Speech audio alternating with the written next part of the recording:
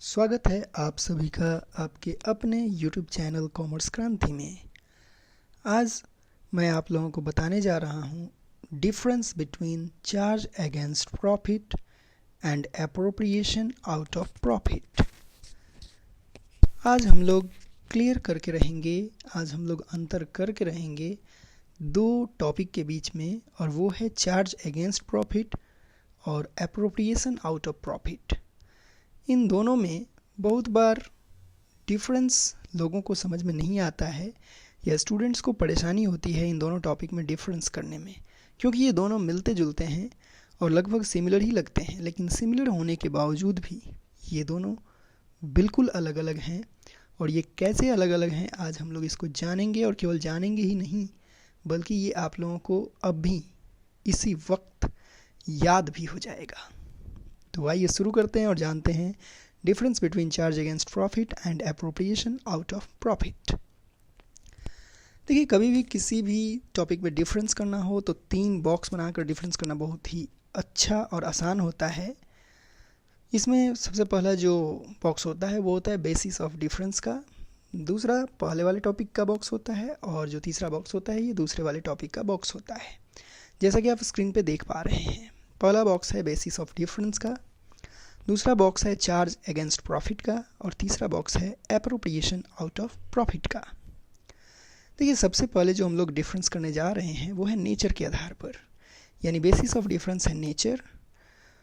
तो नेचर के आधार पे जो हम लोग डिफरेंस करने जा रहे हैं उसमें सबसे पहला डिफरेंस जो है वो ये है कि चार्ज अगेंस्ट प्रॉफिट जो है ये प्रॉफिट एंड लॉस अकाउंट से डिडक्ट किया जाता है। इसलिए कहा गया है it is deducted from profit in profit and loss account, यानी कि चार्ज अगेंस्ट प्रॉफिट को हम प्रॉफिट एंड लॉस अकाउंट में माइनस कर लेते हैं या उसमें दिखा देते हैं।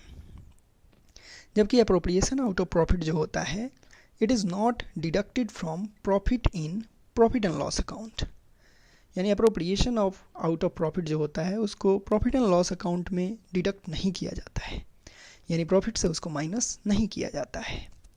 तो ये बहुत ही सिंपल पहला डिफरेंस है नेचर के आधार पर। नेचर के आधार पर जो हम लोगों ने डिफरेंस जाना चार्ज अगेंस्ट प्रॉफिट और एप्रोप्रिएशन आउट ऑफ प्रॉफिट में, वो ये है कि चार्ज अगेंस्ट प्रॉफिट को प्रॉफिट में से माइनस कर लिया जाता है प्रॉफिट एंड लॉस अकाउंट में, जबकि एप्रोप्रिएशन आउट ऑफ प्रॉफिट को प्रॉफिट में से माइनस नहीं किया जाता है प्रॉफिट एंड लॉस अकाउंट में। दूसरा जो डिफरेंस है वो है रिकॉर्डिंग के आधार पर। रिकॉर्डिंग के आधार पर हमारा जो दूसरा डिफरेंस है, इसमें चार्ज अगेंस्ट प्रॉफिट के बारे में कहा गया है it is debited to profit and loss account. देखिए, चार्ज अगेंस्ट प्रॉफिट जो होता है इसको प्रॉफिट एंड लॉस अकाउंट के डेबिट साइड में दिखाया जाता है, जबकि एप्रोप्रिएशन आउट ऑफ प्रॉफिट जो होता है it is debited to profit and loss appropriation account, उसको profit and loss appropriation account के डेबिट साइड में दिखाया जाता है।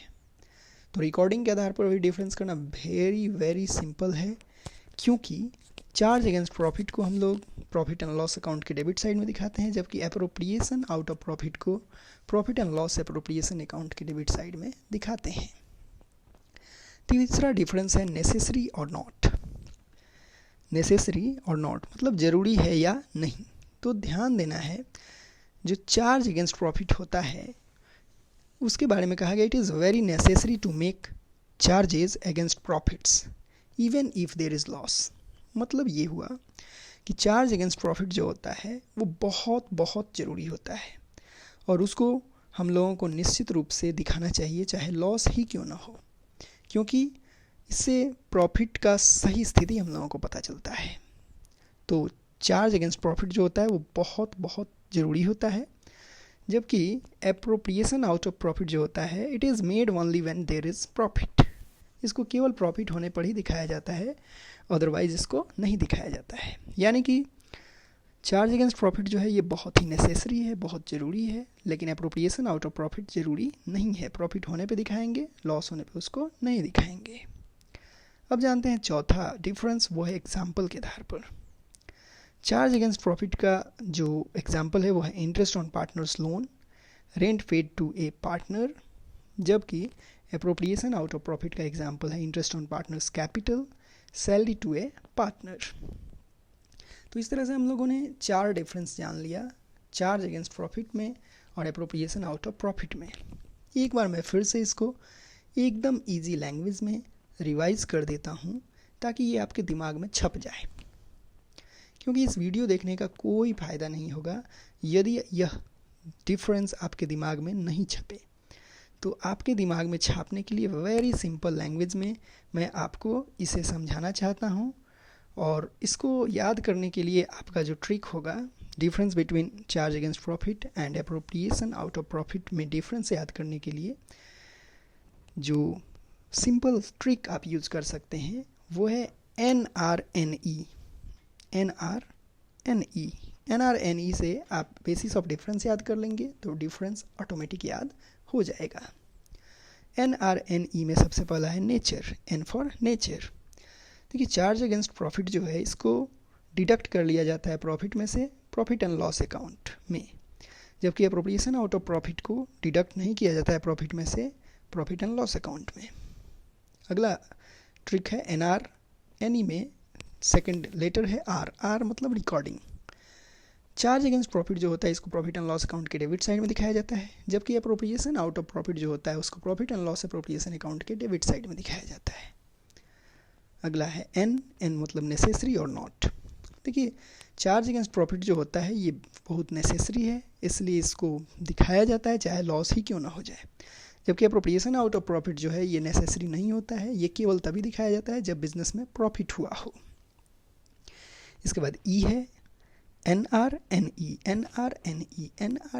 तो NRN हमने जान लिया, E है एग्जाम्पल। तो चार्ज अगेंस्ट प्रॉफिट का एग्जाम्पल है interest on partners loan, rent paid to a partner, और भी बहुत सारा एग्जाम्पल हो सकता है। और अप्रोप्रिएशन आउट ऑफ प्रॉफिट का एग्जाम्पल जो है वो है interest on partners capital, salary to a partner, और भी बहुत सारा एग्जाम्पल हो सकता है, लेकिन आपको 2 ही एग्जाम्पल याद रखना है डिफरेंस में लिखने के लिए।